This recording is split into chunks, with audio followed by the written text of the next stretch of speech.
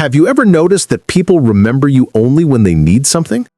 Have you ever dropped your own plans, your rest, your peace, just to help someone who disappears once they're done? If yes, then this story is for you. Because sometimes the world keeps taking from you until you decide to stop being available for everything. Once upon a time, in a quiet countryside village surrounded by golden fields, there lived a man named Ethan. Ethan was known by everyone. If someone's cart got stuck in the mud, call Ethan. If a roof leaked during the rain, call Ethan. If anyone needed advice, help, or company, Ethan was always there. He never said no. He believed that helping others made him a good man. And it did. But slowly, Ethan's life stopped belonging to him. His own farm was half plowed. His cottage needed repairs, yet he was always out fixing someone else's fence.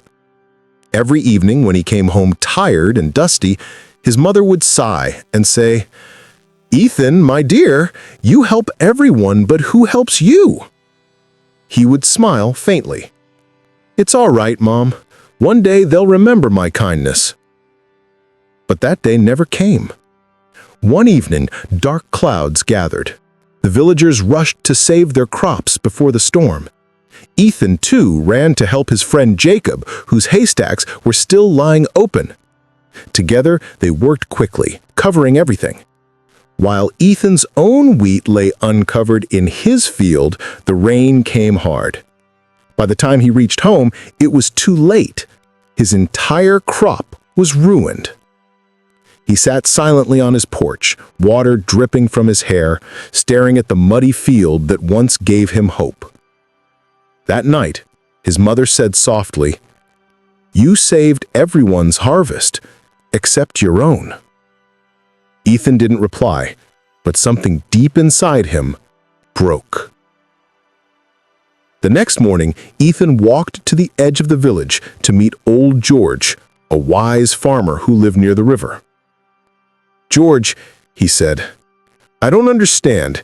I help everyone, yet I feel empty.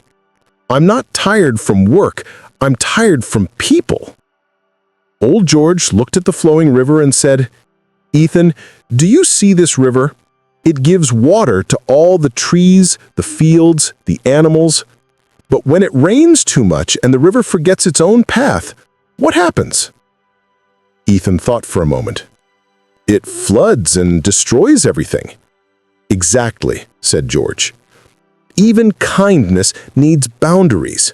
Without them, it becomes self-destruction. Stop being everywhere for everyone.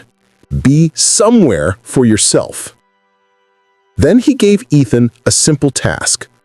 For the next 7 days, don't say yes immediately.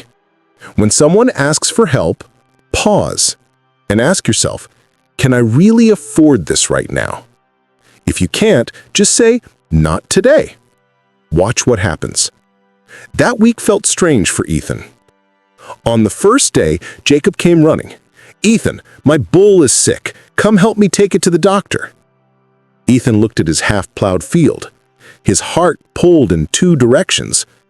He took a deep breath and said, "I'm sorry, Jacob. Today I have to finish my own work." Jacob looked surprised. "You saying no?" Ethan nodded. "Yes, I can help tomorrow, but not today." Jacob frowned and left. Ethan felt guilty, but he kept working. By sunset, for the first time in months, his land was ready for planting. The next day, others came with small favors. Ethan said no, politely but firmly. That night, he felt peace he hadn't felt in years. On the 4th day, something unexpected happened. Heavy rain returned, and Ethan's roof began to leak. He looked around. No one came to help. He smiled sadly, realizing when he was always available, everyone needed him. Now that he stepped back, silence surrounded him. But instead of anger, he felt strength. He repaired the roof himself, alone. That night, sitting under his fixed shelter, He whispered, "So this is what self-respect feels like." Weeks passed. The new Ethan was different. He no longer rushed to please everyone. He chose peace before people's approval. And something amazing happened. People began to respect him. Jacob started handling his own problems. Neighbors stopped knocking for small favors. Ethan's field grew greener than ever. His health improved. His smile returned. And strangely, people still liked him, now even more, because he wasn't the man who did everything for everyone. He was the man who finally valued himself. One evening, old George visited Ethan's home. He looked around at the healthy crops and said, "So, Ethan, did the world fall apart when you stopped being available?" Ethan smiled. "No, George, it only changed for the better." George nodded. "When you stopped saying yes to everyone, you finally said yes to yourself. That's when everything changes." So, my friend, are you like Ethan? Always available for everyone, but empty inside? Remember this, you're not a bad person for saying no.